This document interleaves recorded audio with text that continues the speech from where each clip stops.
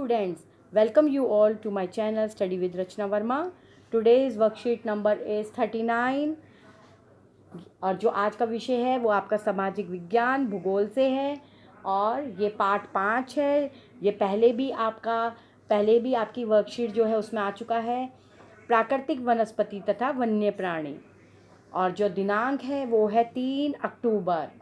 बच्चों, यहाँ पे है भारत में प्रायः औषधि के लिए प्रयोग होने वाले कुछ पादप हैं, जैसे सर्वगंधा, जामुन, अर्जुन, बबूल, नीम, तुलसी और कचनार आदि।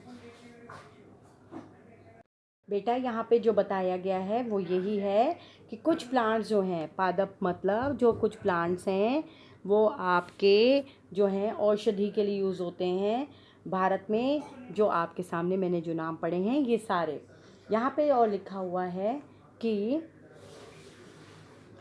जो भारत विभिन्न प्रकार की प्राणी संपत्ति में धनी है। यहाँ जीवों की 90,000 प्रजातियाँ मिलती हैं। देखिए 90,000 जो है यहाँ पर प्रजाति मिलती है और देश में 2000 से अधिक पक्षियों की प्रजातियाँ पाई जाती हैं।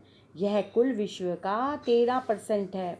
यहाँ मछलियों की 2,540 प्रजातियाँ हैं, जो विश्व की लगभग जो है 12% है। भारत में विश्व के 5% से 8% तक जो हैं उभचरी सरीसृप तथा स्तनधारी जानवर भी पाए जाते हैं।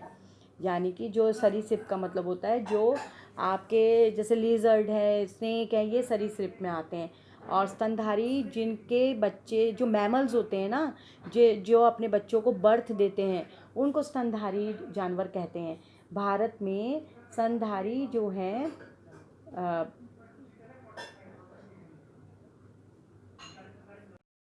में हाथी सबसे अधिक महत्वपूर्ण है।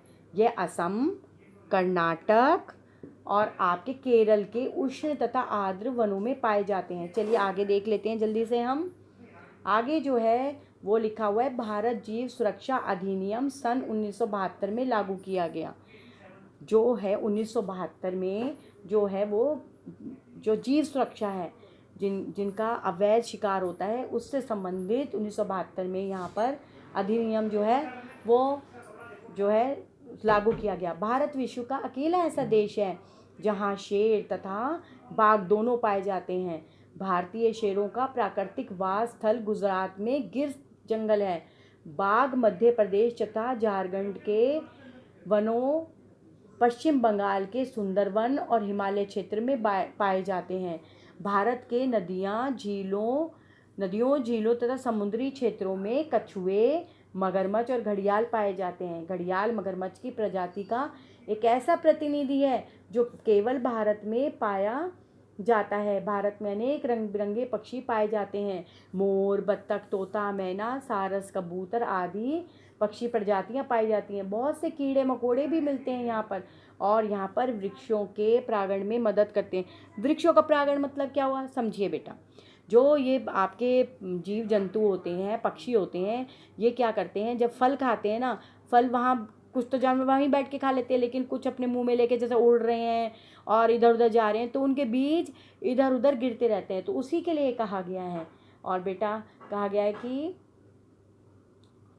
जो हानिकारक कीड़ों पर जैविक नियंत्रण रखते हैं, मतलब बहुत से कीड़े मकोड़े, यहाँ पे देखो बहुत से, मैं ये वाली लाइन पढ़ रही हूँ, बहुत से कीड़े मकोड़े फलों और वृक्षों के परागण में मदद करते हैं और हानिकारक कीड़ों पर जैविक नियंत्रण करते हैं। प्रत्येक प्रजाति का पारिस्थितिक तंत्र में योगदान है। यहाँ पे जो कहा गया है कि हर जो प्रजाति है वो किसी ना किसी जो इकोसिस्टम से जो है वो जुड़ी हुई है, अतः उनका संरक्षण जो है बहुत ज़रूरी है। और दूसरा जब हम पॉइंट पढ़ते हैं वो है हमारा पारिस्थितिक तंत्र के असंतुलन का मुख्य कारण। क्या कारण है जो हमारा जो लालची जो व्यापारी होते हैं वो अपने व्यवसाय के लिए अत्यधिक जो है शिकार करते हैं, यानी जिसे हम अवैध शिकार कहते हैं। रासायनिक और औद्योगिक अपशिष्ट, बेटा आपको पता होना चाहिए जो मेडिसिन होती हैं उसमें कई जो है कई मटेरियल्स, मतलब जो जीव होते हैं, जंतु होते हैं, उनसे जो हमें प्राप्त होता है वो मेडिसिन्स में यूज़ होता है। आगे देखिए, तेजाबी जमाव के कारण प्रदूषण, विदेशी प्रजाति का प्रवेश, कृषि तथा निवास के लिए वनों की अंधाधुंध कटाई, मतलब अंधाधुंध कटाई।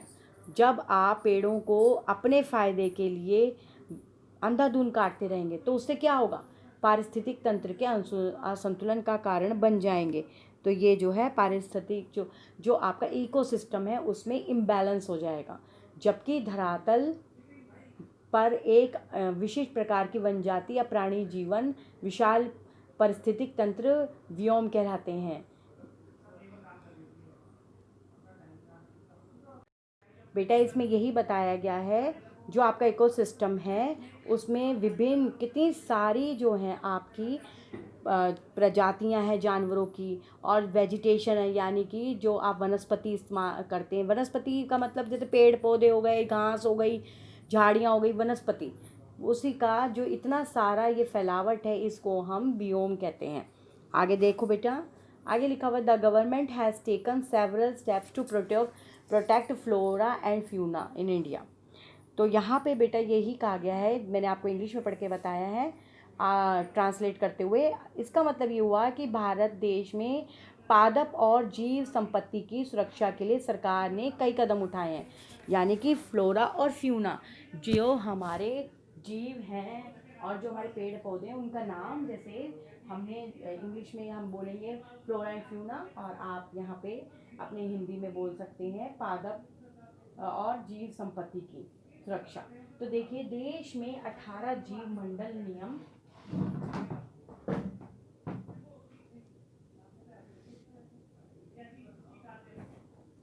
यहाँ पे जो लिखा हुआ है बेटा यही है, देश में जो 18 जीव मंडल नियम है जो आरक्षित क्षेत्र हैं वो स्थापित किए गए हैं, जिनमें 10 जो हैं सुंदरबन जो क्या के पश्चिम बंगाल में है, और नंदा देवी जो आपका उत्तराखंड में है, मन्नार की खाड़ी जो आपका अच्चन कमर में है, और अमरकंटक की गणना विश्व के जीव मंडल नियम में की गई है। तो इस तरह से है। देखिए आगे तो जल्दी से पढ़ते हुए, जो है सन 1902 में सरकार द्वारा पादप उद्यानों को वित्तीय तथा तकनीकी सहायता देने के लिए योजना बनाई गई है। भाई ये जो है जीव जंतुओं को सुरक्षा दी जाए इसके लिए एक योजना बनाई गई है कि बाघ संरक्षण, गैंडा संरक्षण, भारतीय जो भैंसा है उसका संरक्षण तथा पारिस्थितिक तंत्र के असंतुलन के लिए जो है कई योजना बनाई गई हैं। जो विलोम होते जा रहे हैं जीव जंतु उनके लिए संरक्षण के लिए योजनाएं बन रही हैं, और इकोसिस्टम इम्बैलेंस होता जा रहा है और असंतुलन होता जा रहा है उसके लिए योजनाएं बनती जा रही हैं। तो यहाँ पर जो है 103 राष्ट्रीय उद्यान और 535 जो हैं वो पक्षी आश्रय स्थल जहाँ पे पक्षी आके रह सकें, और कई चिड़ियाघर राष्ट्र की पादप और जीव संपत्ति की रक्षा के लिए बनाए गए हैं। तो ये बेटा आज हमने जो पढ़ा है वो हमारा जो है वनस्पति और जो वन्य प्राणी है उनके संरक्षण से बेस्ड ये आज आपकी जो वर्कशीट है, और यही आपके क्वेश्चन आंसर है। यहाँ पे देखिए पहला क्वेश्चन है, पारिस्थितिक तंत्र से आप क्या समझते हैं?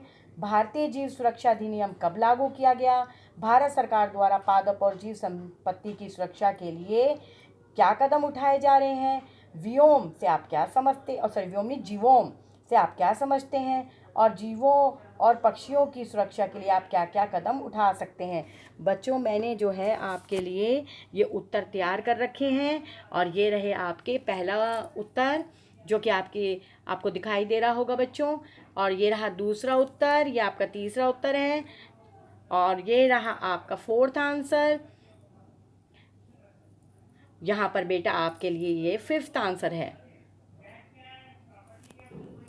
और मेरे को पूरी उम्मीद है कि ये जो वर्कशीट है ये आपकी जो है मदद करेगी आपके काम में, और आपको ये वर्कशीट जो है आगे और भी अच्छे से मिलती रहे। तो प्लीज़ मुझे सब्सक्राइब करें और अपने फ्रेंड्स के साथ शेयर करें, जिससे आप भी टाइम से काम कर सकें और वो भी कर सकें। Thank you for watching my video. Thank you.